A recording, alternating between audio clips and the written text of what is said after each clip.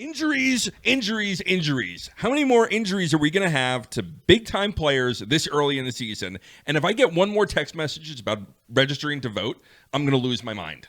News, notes, updates, injuries, and waivers coming right at you. Let's do it.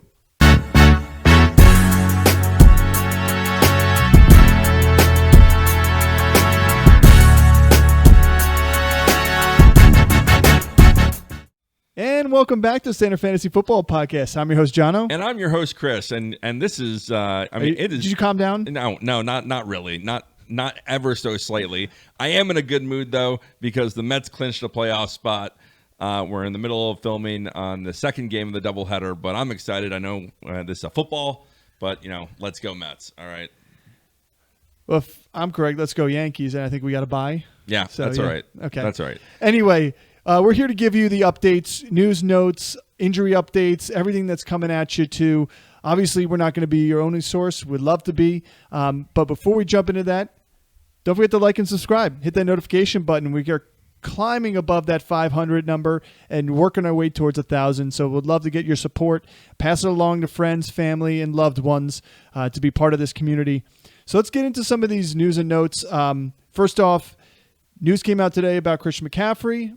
Looks like he has tendonitis in both his Achilles. Both the Achilles. So, and this might be a longer stint on the IR than we thought. A lot of number one overall picks. To be honest with you, all three of the top three unanimous picks are having down seasons right now. For various reasons. For various reasons. Yeah. I mean, Tyreek's not doing anything. Obviously, Christian McCaffrey's not doing anything. And then Brees, who I took, is... Or Bijan. I mean, either one of them. Not really performing to what we thought they were going to be. On the other hand, we have players that we've shied away from because of age or because of new scenarios that or injuries in the past. They just fell off, and you look at like Derrick Henry and Saquon, the seasons that they're having. And why Kyron wasn't considered a top 5 pick after his season last year. Yeah. Everybody was afraid of that, and look at his season already. Yeah, but I mean, now it's just been a crazy season. McCaffrey's probably going to miss some more time, but another big injury for the running back position is Jonathan Taylor going down this week, and he's probably going to end up missing 4 to 5 weeks on an ankle sprain. Now, hopefully, especially if it's a high ankle sprain. Yeah, so hopefully he comes back a little bit sooner, but it's crazy the amount of injuries that we've seen this early on in the season so far. I mean, we're 4 weeks in. We keep losing big star player to big star player, and there's some of them are season ending, some of them are just going to be nagging injuries, but they're all missing time. Rashee Rice, we're probably going to be losing for the season. Man, that friendly fire injury where if you guys didn't see it, look it up on Twitter. It's if you're squeamish, don't watch it, but pretty much he was trying to punch a ball out after an interception thrown by Mahomes. Mahomes goes low to try and hit the legs of the guy who intercepted him as Rashee Rice is trying to punch the ball out and completely misses the guy who intercepted him and took out the right knee of Rashee Rice. It was not a pretty sight. You knew right away if you were watching the game, he was down, he's done. Yeah, I mean, on the plus side of that, Travis Kelce owners should be really happy. Kareem Hunt owners should be really happy. Yeah, Pacheco, when he comes back, they should be really happy. And somebody else out there who's an owner of a player, or maybe there's a guy on the waivers that, there's been names buzzing around. Like the Chiefs aren't afraid to go make a move either. They do love the people they have on the team, so don't expect them to make a move. But we just saw them pick up Kareem Hunt with the running back situation here, with their number one wide receiver out and Hollywood Brown out for pretty much the regular season. Right. There's a really good chance they may go try and pick somebody up off somebody's team or a veteran. Most likely in the way they've done things, they probably won't go with a veteran unless it was somebody who's worked in their system. So I would expect them to go for somebody else. I've heard the buzz about someone like Darius Slayton from the New York Giants, as an option. It's a low cost. It's a win-win for both teams. But, I've seen people throw the names around about D-Hop and Amari Cooper. Like, teams are not giving up those players, number one. And number two, the Chiefs aren't going to go buy those players. They want people in their system. Yeah. And so the other big injury, Anthony Richardson, it looks like it's going to be a short-term injury. They said they could have come back and played that in the game. Joe Flacco stepped in. Joe Flacco played well. And I said this a little bit last week. I'm like, how many more weeks of struggling Anthony Richardson are they going to put up with? Yeah. There's weapons on this team, and we saw it this past weekend and we saw it last year that Joe Flacco, when he has weapons around him, Can still play football. Can still play football. So I think that Anthony Richardson is going to come back. He's obviously their future, and they got to groom him. They got to let him play. So if he's healthy, he's playing. So that's where I'm a little hesitant on Joe Flacco. We had another major injury. Yeah. We'll talk about it was Rashi, it was that, and it was Christian Watson. Christian Watson had a nasty ankle injury. I thought he may have broke his leg. It turns out it seems to be only a high ankle sprain, which is good news for that. But again, another season, long-term absence from Christian Watson. And you see these other players step up, and we'll talk about our waiver pickups coming up here, which one of his co-receivers is one of them. But these other players in that offense, this young offense, are going to step up. Sucks for Christian Watson owners, but where you got him, it's not that big of a loss for you. Well, this is my biggest fear, even when drafting any of these guys, other than Jacobs or Love on the Packers, is that the way the Packers offense is, they're going to run the ball and then they're going to spread the ball to their pass catchers. Yeah. And so any week, like, we just had Dontavian Wicks have a big week, but next week it could be Romeo Dobbs. And Jaden Daniels was the number one weapon on this team. Jaden Reed, is the number one read. He should be the number one read, and he's the best wide receiver on that team. Yeah, he is, and he's the number one guy. Losing Christian Watson, it's going to be a big hurt. Let's switch on the positive note, okay? Huge positive news on a running back that we all love here on this channel is Nick Chubb, and they opened up the practice window for him. That's such a great thing to see. Like, I love him as a player. And to see him recover from a nasty injury. If you thought his one at Georgia was nasty, which if you haven't seen that, again, if you're squeamish, don't look it up, but it's out there. This one was much worse. I've only watched it one time. I went to go watch it a second time, and it's just too gross for me to watch again. Yeah, it was rough. But to see him come back all the way, and I think that there's room for him because this offense has really struggled. I think Nick Chubb is going to take a lot of the workload. I think it's going to be Chubb and Ford that are going to end up owning the backfield there, and the dreams and hopes of any of the Deontay Foreman owners is going right out the window. Yeah, and the only thing I will say is, temper your expectations with Chubb. It was a very bad knee injury. He's come back from it again. He was just fine after coming back for it, but the Browns would do an injustice to him to just up his workload. He's not taking 20 carries a game, but that's the beauty of having a guy like Ford there too, is he doesn't have to. And the beauty of somebody like Chubb, where he's ripping off 6 yards per carry in his career, that you don't need high volume to get high. 4 weeks ago, the guy's squatting 500 pounds. Like, he's going to be fine. Yeah. I just think it's one of those things that don't expect him. Same thing with McCaffrey. Whenever he comes back, don't expect him. They're going to ramp these guys up in games, which is going to be annoying for fantasy. And who knows? Someone like McCaffrey, they may never fully ramp him up to playoffs. And same thing for Chubb. Is like, they're not in the playoffs right now. They may not try and give him these full workload because at the end of the day, they don't need to do that. So we'll see. I'm excited though for Nick Chubb. Let's get into some waivers. Yeah, so let's start it off. Let's jump head first into this thing. All right, week 5 here. Week 5. We're rolling right along. So Justin Fields is top QB waiver here. He is still low owned. He's under 50% owned in sleeper leagues right now, which surprises me because he's a starting quarterback in the NFL. But I get it. There's a lot of one quarterback leagues out there. And so the fact, though, he had a fantastic 22 for 34 for 312 yards. It's been a while since he's thrown for over 300 yards. Had 1 touchdown. He runs the ball well. It wasn't like it was his 100-yard rushing game that he had, but 2 touchdowns on the ground. You're going to get that from him in terms of quarterback play. I like him as a pickup this week, and I don't see any fear of Russell Wilson taking over his role unless he starts losing the games for Pittsburgh. Yeah, and he definitely didn't do that this last week. He didn't lose any. The turnovers aren't there, and that's the good thing to see from him.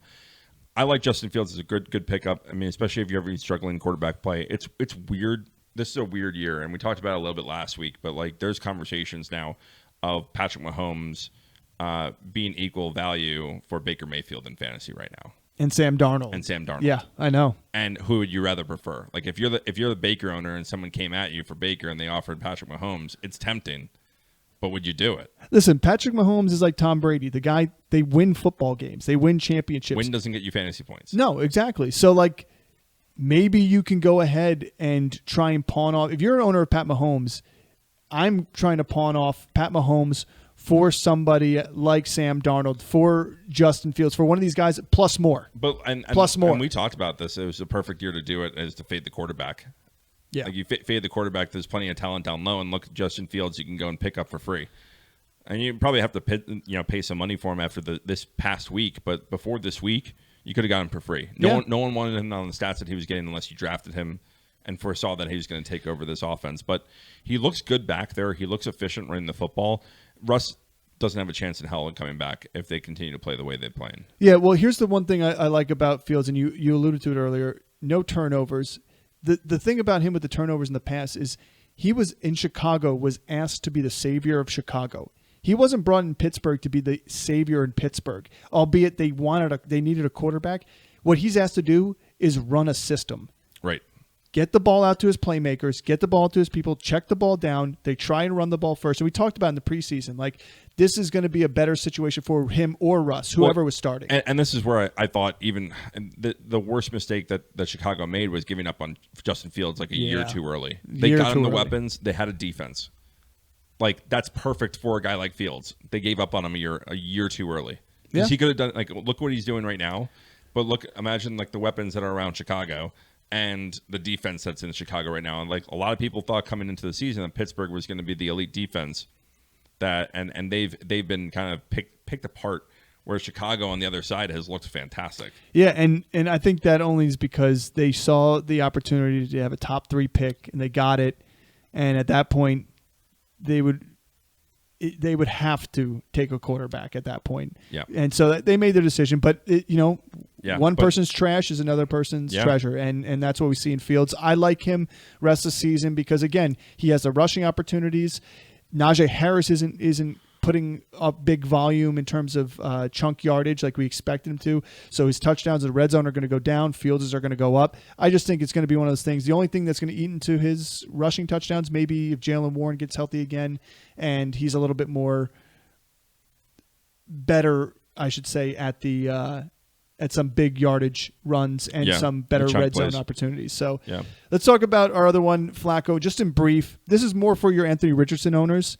Not many people are going to be running out after the report that Anthony Richardson should be okay, like Chris said earlier, and going to get Flacco. But if you're an owner of Anthony Richardson, I'd say go get Flacco if you got a spot on your roster, because if the case of this week he doesn't play, I think Flacco is a serviceable quarterback if you don't have a backup. But long term, if this team doesn't win ball games and Anthony Richardson doesn't perform, we've seen one team already do it this year, is pull the plug early on their top quarterback. Don't be surprised. I mean, Indy needs to start winning ball games. They've been in situations year after year after year since they lost Andrew Luck that they haven't been winning performances, and they've been trying to get people in here. And Flacco's probably like the first veteran that's showed some good poise back there. Yeah, I mean, this is so we kind of talked about this right before we got on to filming this, but I didn't really want to talk about Joe Flacco too much. I think in longer and bigger leagues and super flex leagues, you could talk about him. But do you really? Let's just say like Sam Darnold is still available, right? Baker Mayfield is still available. Are you picking Flacco up over those guys? No. It's like you're not prioritizing those. In a lot of leagues, I would agree with you that if you are an Anthony Richardson owner and you have a spot available, go and protect yourself if there's not another quarterback there, because the second if Geno's out there, if Baker's out there, Darnold, but if you're in a situation where you have Richardson and maybe you have like Trevor Lawrence, or if you have Richardson or somebody else, like one of these underperforming quarterbacks, it may not hurt. Superflex, I agree. If you're an Anthony Richardson owner, you should own him, or somebody should own him at this point, right. Flacco at this point. But we can move on. We don't need to talk about it that much, but because it's such a low waiver. I'm just saying. I think that there's other guys available, like even Andy Dalton. I'd go pick up Andy Dalton. Yeah, most of these guys, but most of those guys are more owned in leagues, which is why we wanted to talk about somebody like, because people are going to wonder what do you do with Flacco? I mean, we have him in our dynasty league. Yeah, we picked him up early this season. We're like, all right, what do we like here? Yeah, what do you do with Flacco? The answer is simple. You don't pick him up unless you're an Anthony Richardson owner, or something comes out this week where Anthony Richardson's going to miss some time. Right. Period. Right. So let's run over to the running backs here. Trey Sermon, same team as Flacco, with the ankle injury to Jonathan Taylor. this past week. Sermon came in. He wasn't very productive with his 5 carries, only 8 yards, but he did score the touchdown last week. Or was it this week or last week? 2 weeks ago. So this not this past week, or the week before, week 3.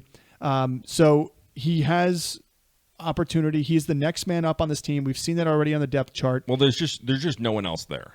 They don't have anyone after them. So they have Goodson and then Evan Hall, which they'll probably bring up on the squad, practice and squad. he'll get brought up from the practice squad. But there's just no one else there. No. And someone's going to get volume. Is it going to be like the same, like Jordan Mason step up and you're all instantly going to be Christian McCaffrey? Hell no. It's a very different team. But in terms of a volume play, love this. But think about a situation if you are the Christian McCaffrey owner and you have Christian McCaffrey and then you faded running back for a bit and now you're just trying to figure out what to do with your running backs and you have Zamir White and you have some other guys. Well, now here's another option you can go grab and give yourself a startable option while Jonathan Taylor's out. Yeah, and Taylor's a team that likes to run the ball. Yeah, and Taylor's going to miss some time. So the next couple games are which ones? Jacksonville, Tennessee, Miami. So fairly favorable matchups, and Tennessee and Miami have been average. Good matchup against Jacksonville from a running back position. So, yeah, if you need like a 2 or 3 week replacement, if you are a Jonathan Taylor owner, yeah, go and pick him up if you need someone and you don't have another running back. Would I consider him like a high-end flex play? No. I would consider him a middle-of-the-pack flex play for this week. Yeah.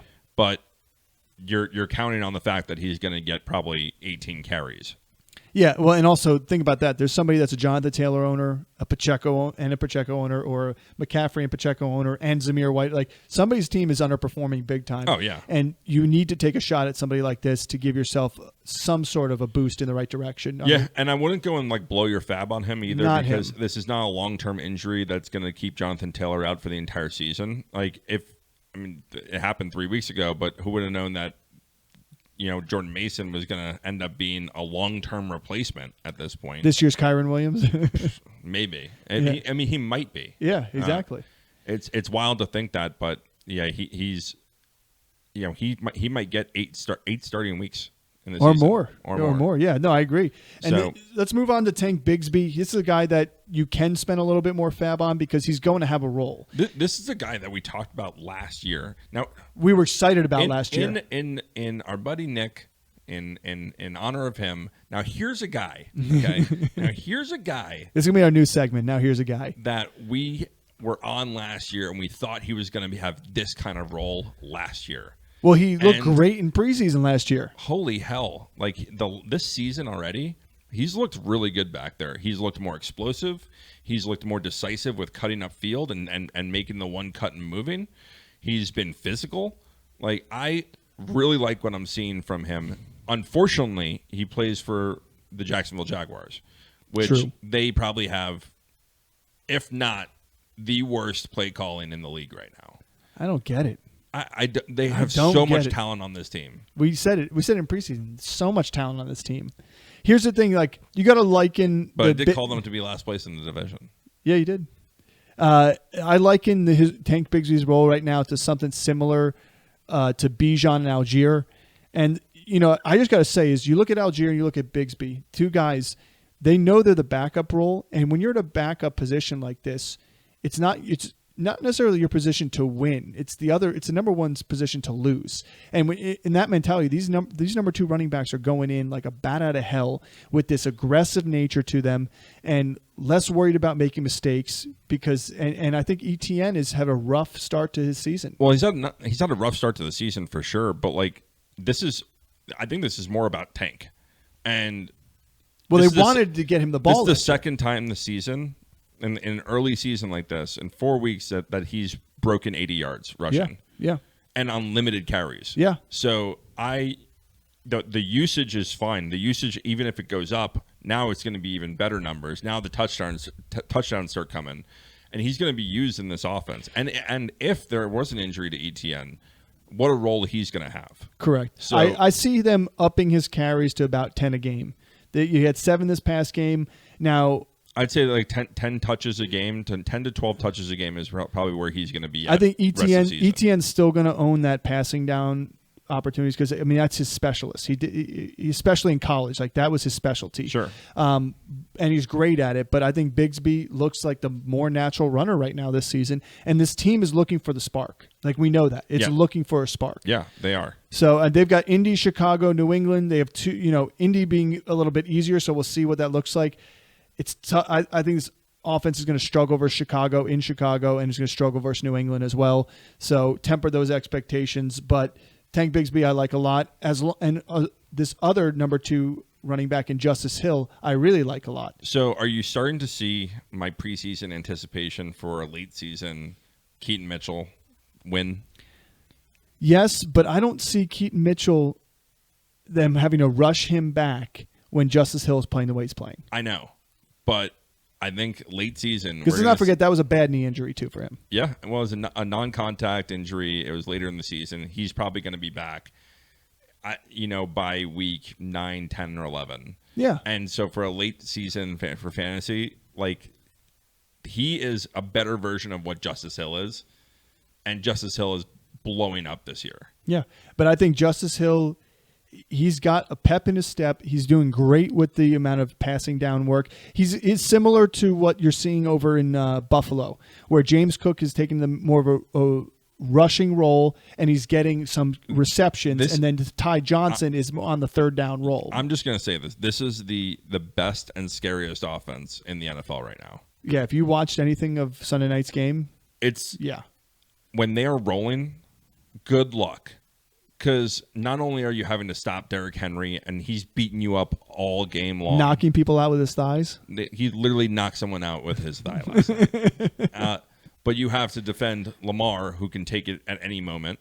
And now you add in the blazing quickness. Well, you have two great tight ends. You have a quick, spry number 1 wide receiver. I didn't even get to passing yet. But I'm just saying. I know, but I didn't even get to the passing role yet. But you have a guy out of the backfield where you have Justice Hill and Derrick Henry. The entire offense is keyed up on both Lamar Jackson and Derrick Henry, and people forget about Justice Hill. People forget. Yeah. They forget about Justice Hill. But we know. And he's killing it in the receiving game. And he's got some favorable matchups coming up with Cincinnati, Washington, Tampa Bay, who have all struggled against the run. Tampa Bay usually has good rush. Well, I've seen Tampa Bay. You saw it with Saquon Barkley in the rush this past week. They're susceptible to big runs. They're susceptible. No, that's the Philadelphia Eagles being the Philadelphia Eagles. No, but I would say when it comes to goal lines, that Tampa Bay defense is a stone wall. Vita Vea is the stone wall himself. Did that help the play calling and passing on every down? And Saquon not getting a touch until the second quarter? Philly, I don't know what you're doing. I mean, I'm a Saquon owner, and even if I wasn't, I don't know what you're doing. Do you want to do the opposite of what you did last year? Was great play calling till the last end of the season? Are you just going to do bad play calling at the beginning? Season. Yeah. And then change it? All season. Yeah. And then they're going to be like, A.J. Brown is out and Devonta Smith is out. It's like, boo-hoo. Yeah. Right? So let's try and pass. Yeah, let's try to pass. Play. I mean, unbelievable. Jalen Hurts is not Matthew Stafford. No, Jalen Hurts is not that good. Well, I said it. He's not that good. Well, it's not that he's not that good. But he's not that good. He is one of the longest wind-ups. The longest arm action. They try to run an RPO system. The slowest RPO I've ever seen. Go watch Baltimore so and then watch what he does. You tell me how many ineligible man downfield are you going to get called on an RPO play this year? Because you can't pull the ball. Yeah, because you can't pull the ball and throw the ball. Because you can't really read quickly. the defense. Yeah, well, he's not that good. Anyway, let's talk about our last one here, Kareem Hunt. Sorry, Eagles fans. I said this in the waiver episode a couple weeks ago when we had the injury to Pacheco and everyone was saying Carson Steele, and I said it in that episode. It's like, I think Nick may have been on that one with me, and I was like, what if Kareem Hunt comes on there? And if Kareem Hunt gets signed by them, I think it should be. And for the second time this episode, now here's a guy. Yeah, but I said Kareem Hunt, Steele, and then Pirine would have been the order I would have went if he signs. If he didn't sign, then it would have been Steele, Pirine, Hunt in terms of the waiver orders. And he signed, and we're seeing right away. I mean, it didn't help with the fumble that Steele had early in the game. But that being said, Kareem Hunt is exactly what you expected him to be. And Hunt knows what this offense is going to want to do. Exactly. So they're not looking for Hunt to blow up and have these break-off runs. They're looking for him to move the chains and run this offense. Get the hard yards. Yep. And take the pressure off of Mahomes. And he's a good pass pro. Yeah. He's a good pass pro. So and receiver. I mean, Hunt is going to work himself. I mean, we saw last year when he was splitting touches, and he was getting. And look at the work that he had in the playoff game. Like he was a fantastic player in this kind of role for the Browns last season. He picked up right where he left off. Yeah, and it looks like he didn't look fantastic, but he looked good out there. Well, here's my one suggestion. And he looked involved. This is the weird thing I'm going to say here, because I think if you have Hunt on your team, I would try and sell you just him. Call him cunt? No, I didn't. Hunt. I would try and sell him. I would try to sell him too. I would sell him to the Pacheco owner. I'd sell him to a guy struggling with running back depth issues. I'd sell him for a good piece because you have New Orleans, a bye week, and then San Francisco. And then we start talking about inching closer to possible Pacheco return in the following 3-4 weeks after that. Right. So you just got maybe one of your better outputs from him this season. But that being said, somebody's going to need the depth. Yeah, and you can get some value for him if you're struggling and you have some running back. If you have running back depth, don't get rid of him. No, yeah. But if you unless you could trade him for somebody who's going to be a long-term, full season. Yeah. I mean, if you package him up with someone else and maybe get like trades are a different thing on here. He has value for the next couple of weeks, but yeah, if you have him, I would try to trade him too. He's going to be a short-term, bigger piece option for only a couple more weeks now. Yeah.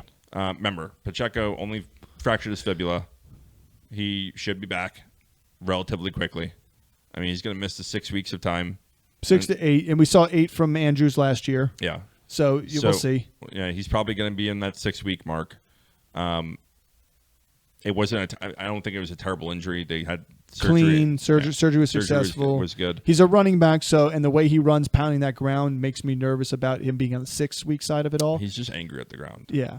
But I agree. It's like he's got value. Hunt's going to have value for a couple of weeks. The bye week's going to be over. So somebody who's got a bye week trouble starting up to may need him. I think it's going to be one of those opportunities to get on top of it now before his next week against New Orleans, which is going to be a more difficult game for him because he is not Saquon Barkley. He is not going to do what he did in New Orleans. So let's go into receivers. Let's go into receivers. Let's hit another Indianapolis guy, Josh Downs, who's back off injury, who looked just where he picked up before injury last year. Yeah. I don't think he was getting targeted. Pittman was getting targeted a ton finally. Even before Flacco came in, Downs got targeted. I mean, Alec Pierce and A.D. Mitchell, odd men out on this one. I get a little concerned about the carousel there. Like, Alec Pierce is a thing. He's not bad. He's helped this team. He's going to eat into the Josh Downs, and A.D. Mitchell could eat into Josh Downs. I'm more excited for the Pittman owners in that aspect to see what he came this game. But I like Downs a lot. He did exactly what you expect him to do, 8 of 9 for 82 yards and the touchdown. He can be used in the running game on end arounds too, especially with Taylor out now. That's why I kind of like him over those other guys. He's a fantastic athlete. He can beat man coverage, and he can beat zone coverage. It makes this offense better. Yeah, I mean, Downs is an exciting player. Again, a lot of these yards that he got were off of Joe Flacco coming in. I want to see a more sample size, and I love it for Pittman owners. And we knew Downs was going to come in and probably take the number 2 role back. And yeah, it stinks for Adonai Mitchell, who in preseason we thought was a really good fit there. He's going to be opposite Michael Pittman, and he's struggling to get playing time over Alec Pierce. And Josh Downs comes back, and Josh Downs is a shining star on this team. That's a good problem for Indianapolis. It's a good problem for Indianapolis, but now they need someone to get him the ball. Yeah. So we got to. I kind of just want to wait and see. Now, if I'm looking for some depth pieces, I'm probably going to pick up Josh Downs now before he blows up another week, and someone else gets on him, and then I'll have to pay more for him. But I'm probably not going to put him into a starting lineup for another week or two until I kind of see, hey, is Anthony Richardson healthy? What's his kind of passing relationship with Josh Downs now? Yeah. Because remember, Josh Downs came on late season last year when Anthony Richardson was already Gardner hurt. Minshew. Yeah. So I want to see more from Josh Downs and Anthony Richardson before I'm no receiver. Honestly, I don't expect much when Anthony Richardson in because this Besides that Al looked Pierce anemic. game, they look bad with Anthony Richardson in the passing game. Yeah. I'd rather pick up this next guy, Dontavion Wicks, who had 13 targets. Now, albeit because of the fact that they were playing from behind super early on, they threw the ball over 50 times. Yeah. But regardless, the fact is, you catch 5 balls for 78 yards and 2 touchdowns, and Christian Watson is hurt now for an extended period of time on a high ankle sprain, so that's probably at least 4 weeks out there. I just think this guy's going to be he's a better playmaker than Dobbs, even though Dobbs is probably the more sure-handed guy and the trustworthy with Love. But you like him better than Downs because he has Love throwing the ball. Yeah, no, I mean, I like Dontavion Wicks as a pickup this week, and I like him as a play this week too. Oh, yeah, especially against the Rams, and yeah. then he's got Arizona, and then he's got Houston. Yeah, he's got a great favorable matchup for the next 3 weeks. And so I love that because, like you said, Christian Watson's gone for the next, at least 2 or 3 weeks, at least. And then Jordan Love is back and looking good. He looked rusty in the first half and then came out and balled in the second half and really got people involved. Now, Jaden Reed is the only guy. We were kind of, again, talking about this a little bit earlier. Jaden Reed is the only guy that I really absolutely love as a week-to-week play. And we don't know. We don't know if it's going to be Dobbs that's going to get featured. We don't know if it's going to be Wicks that's going to be featured. We don't know if Tucker Kraft and maybe Musgrave is going to be featured at some point this season. And then obviously the Josh Jacobs role, he's going to get his work in there. But besides Reed and Jacobs, everyone else kind of rotates between how involved they are, and that's a game by game matchup based. So it's we talked about this before. This is a team I love to own in best ball. But I hate to own in a redraft league because you have to predict the touchdowns and the usage. Yeah. Like, again, 13 targets for Dontavion Wicks in this game, and he gets 2 touchdowns from that. Well, here's the way I see this. Next week he can have 5. Yeah, but I see the way this offense breaks down because you could see what he can do with 5 catches. Yeah, that's sure. why I like. It's very different than Romeo Dobbs on 13 targets, though. Yeah, but I'm just saying, still 5 catches. Now that being said, I think the Vikings are the reason why the Packers and Love got more comfortable and started scoring again, because I think the Vikings took the foot off the gas defensively. And they got a little bit more just normal preventative defense and regular defense versus they were all over Jordan Love at the beginning of the game, as they are every single week with quarterbacks. And I just think they took the foot off. But Wicks catches 5 balls for 78 yards and 2 touchdowns. That could have easily been a stat line of 5 for 5. It was 13 targets, yeah, but I think you look at the course of the game, but Romeo Dobbs, if he were to get 5 catches, is not getting 78 yards, maybe 2 touchdowns because he's targeted more in the red zone, but he's not getting 78 yards. Wicks is a big playmaker, and he finds opportunity to beat a man coverage or find the open hole in a zone coverage defense. And when Wicks was healthy last year, he looked good. He had the same type of outputs with these bigger plays.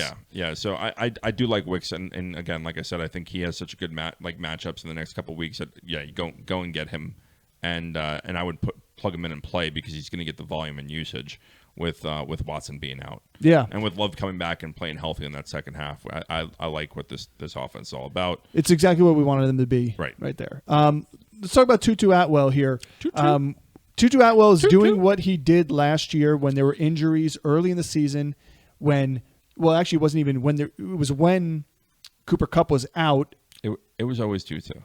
It was always Tutu. For weeks now, we've been talking about a different guy, Demarcus Robinson and Whittington, Tyler Johnson and Whittington. No, but it was always Tutu. But here's the thing about Tutu. This is a short-term play because obviously Kupp is going to be coming back at some point, and so is Puka Nacua. And they have a bye in the next 3 weeks too, so I think at least one of those two is going to be coming back. But I still like Tutu, because we're not getting both of those guys back in the next 3 weeks. No, but you're going to get one. So I still think he can be a serviceable guy. I mean, you got Green Bay bye week, Las Vegas. Vegas has been pretty good at getting the quarterback, but Matt Stafford's Matt Stafford. We talked about it when we were sitting watching games together.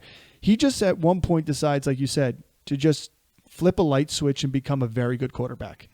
I mean, we watched in the first half of that game. He's getting pressure and it's slow, and he's trying to make reads on the defense. In the second half, he comes out, and it's like a flip just gets switched in his head, and he's like, "I'm going to start completing every pass with anticipation down the field." Yeah, and like it's just 15 chunk play, and then he's like, "Oh, I don't have that there. Dink and dunk, 5 yards. All right, chunk play." back to it. And with the complement of Kyron Williams being able to do what he's doing on the ground, Right. it's going to open this passing game. And Tutu has got the speed. He's a twitchy guy. He's going to get open, and he could do more after the catch with the ball too, from a short A-dot to a long A-dot. It doesn't matter. And that's the thing. He can run those routes, plus he can extend the play. Yeah. And that's why you like him. He's going to be involved in that offense. They're going to give him the ball out of the backfield.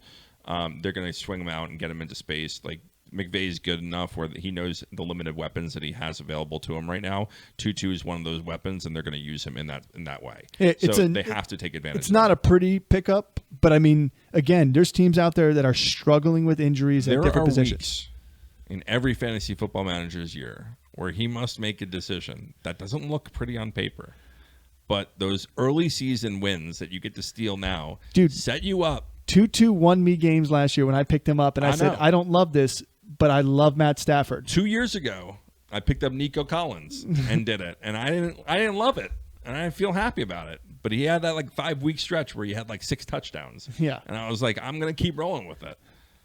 Well, let's finish up with our last two. Before we finish it, before we go on to tight ends on the wide receiver front, guys, I can't stress this enough. If Jalen Nailor is available in your league, go and pick him up. And even with Addison coming back and Addison getting what 2 touches for 2 touchdowns, yeah, Nailor is involved in that game, and he's going to be involved, especially if anything happened to Addison again, or if anything happened to Jefferson. Yeah, no, I think he's a great play.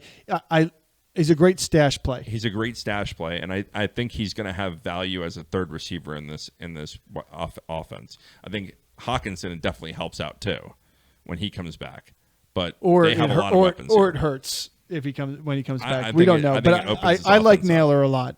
But moving on to tight ends.